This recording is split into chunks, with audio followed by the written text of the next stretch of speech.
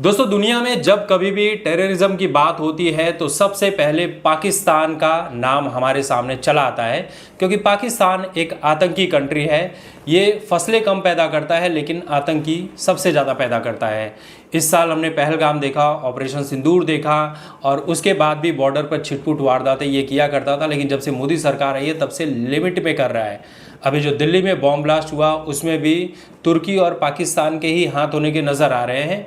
और वहाँ पर एक जो इनका सांसद है वो खुले आम पर ये कह रहा था कि हमने दिल्ली में ये काम करवाया है। खैर, मुद्दे पर आते हैं कि पाकिस्तान खुद एक भिखमंगा देश है जिसके खाने के वांदे हैं, जो 2 वक्त की रोटी का गुजारा नहीं कर सकते। अपने नागरिकों की चिंता करने के जगह पर अपने आप में ही इनकी आर्मी और इनकी प्रशासन जो है व्यस्त है। अब हुआ ऐसा है कि कुछ दिन पहले एक भयंकर चक्रवात आया था जो श्रीलंका से होते हुए भारत के कुछ राज्यों को टच करके गया और वहाँ पर भारी नुकसान हुआ। बाढ़ जैसी स्थिति पैदा हो गई और श्रीलंका में तो स्थिति और भी ज़्यादा बद से बदतर हो गई वहाँ पर।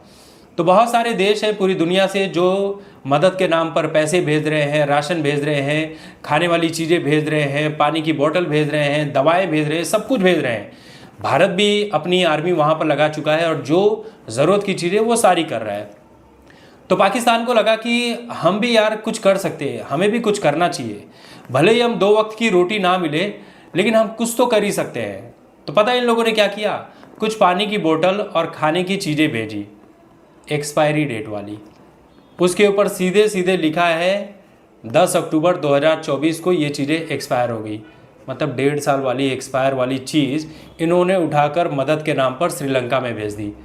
लोग कमेंट कर रहे हैं कि श्रीलंका वालों, कंदमूल फल खाकर जी लेना, समंदर का पानी पी लेना, लेकिन पाकिस्तान की भेजी हुई चीज़ें न खाना न पीना, क्योंकि आप खाओगे पियोगे तो समय से पहले ही ऊपर वाले को प्यारे हो जाओगे।